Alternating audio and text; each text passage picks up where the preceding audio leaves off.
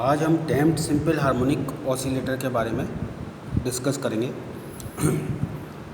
अभी तक हमने जो भी पढ़ा है वो सरल आवर्ती दोलक था और उसके ऑसिलेशन निर्वात में होते थे, जिसमें अगर ऑसिलेटर को एक बार आयाम देकर छोड़ दिया जाता था तो ऑसिलेटर अनंत काल तक ऑसिलेट करता रहता था तथा उसके आयाम का मान भी नियत रहता था और ऊर्जा भी सुरक्षित रहती थी।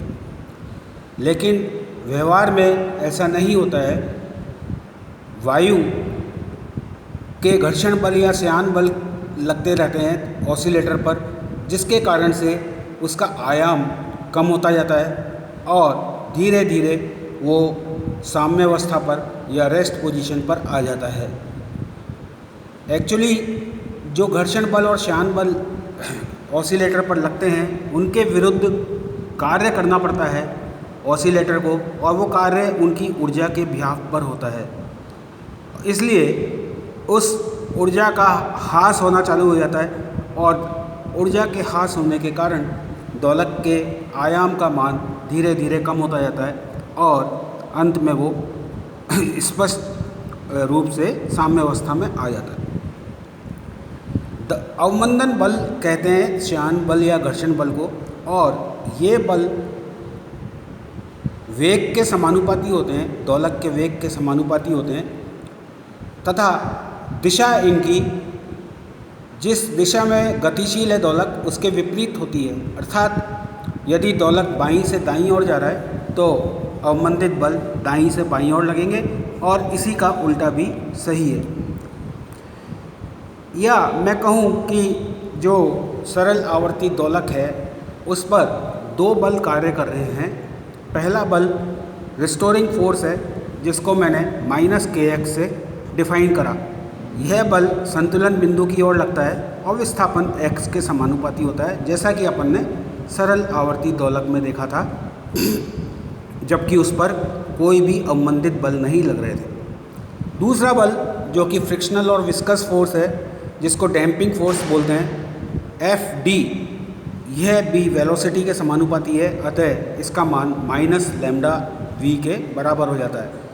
ये क्योंकि दोलन में सदैव रुकावट डालते हैं और वेग के समानुपाती होते हैं लैम्डा जो है वो अवमंदन गुणांक कहलाता है। इसका मतलब दोलक पर जो परिणामी बल है वो दो बलों से मिलकर बना है, Fr और Fd, जहाँ पर Fr रिस्टोरिंग फोर्स है और Fd डैम्पिंग फोर्स है। या टोटल बल F = -kx -λ dx/dt, क्योंकि वेग जो है वो dx/dt होता है अगर विस्थापन x दिशा में है। अवमंदित दोलक के गति का समीकरण क्या हो जाएगा? मास इंटू एक्सेलरेशन, क्योंकि फोर्स मास इंटू एक्सेलरेशन होता है, तो m × d2x/dt² = -kx -λ dx/dt। यहाँ m दोलक का द्रव्यमान है तथा समय t पर दोलक का त्वरण d2x/dt² है।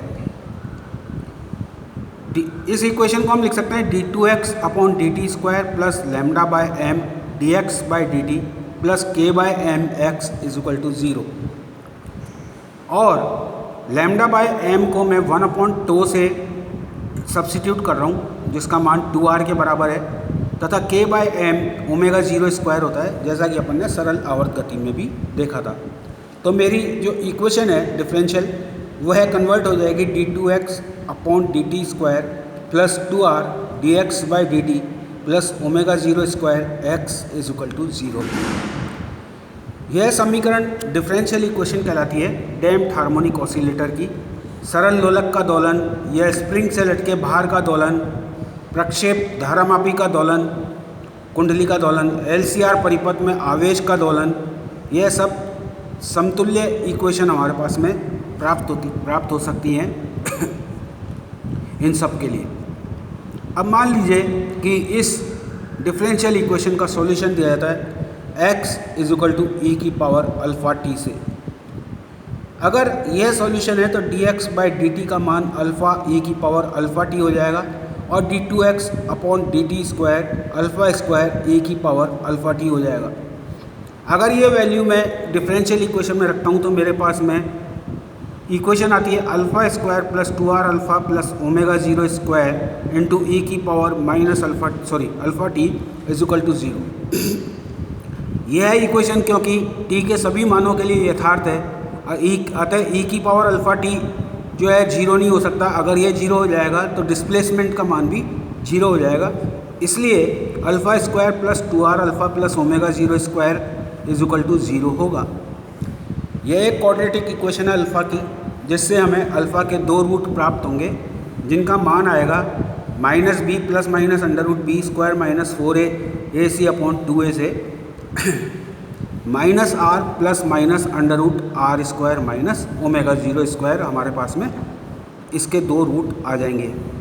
अल्फ़ा के 2 मान प्राप्त होने के कारण समीकरण का जो मोस्ट जनरल सॉल्यूशन है वो दिया जाएगा x is equal to A E की power minus are plus under root are square minus omega 0 square into T plus B E की power minus are square minus omega 0 square under root में into T.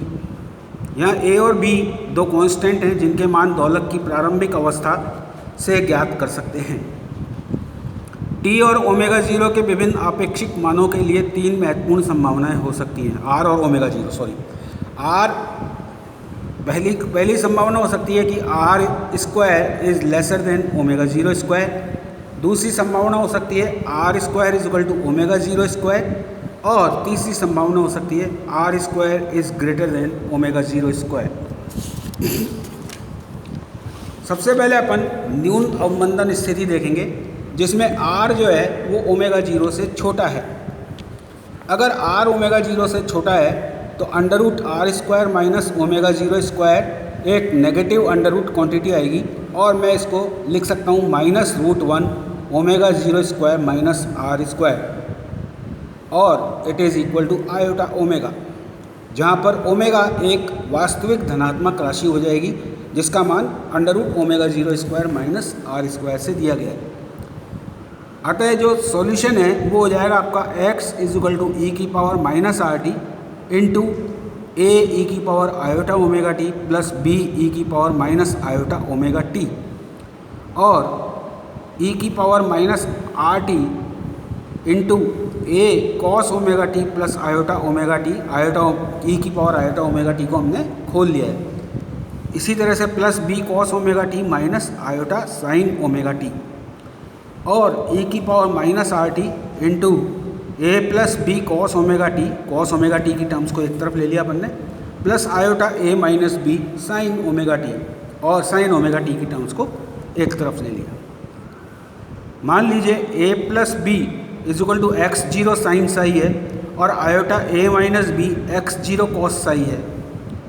अगर ये value मैं equation में रख दूँ जो ऊपर अपन ने सॉल्व करी है तो मेरे पास में रिजल्ट आएगा x is equal to x 0 e की power minus are t sine omega T plus 5। यह न्यून अवमंदन की स्थिति में दोलन सरल आवर्त गति करता है और दोलक का आवर्तकाल होगा t is equal to 2 pi upon omega, जहाँ पर ओमेगा है under root omega 0 square minus are square. तो मेरे पास में इक्वेशन आ जाएगी t is equal to 2 pi upon under root omega 0 square minus are square. इसका मतलब क्या हो गया, अवमंदित दोलक का आवर्तकाल मुक्त दोलक के आवर्तकाल की तुलना में अधिक होगा, क्योंकि यहाँ पर डिनोमिनेटर में आपके पास में ओमेगा 0 में स्क्वायर में से कुछ क्वांटिटी अपन माइनस कर रहे हैं, तो डिनोमिनेटर आपका कम हो जाएगा तो टी का मान बढ़ जाएगा। Thank you.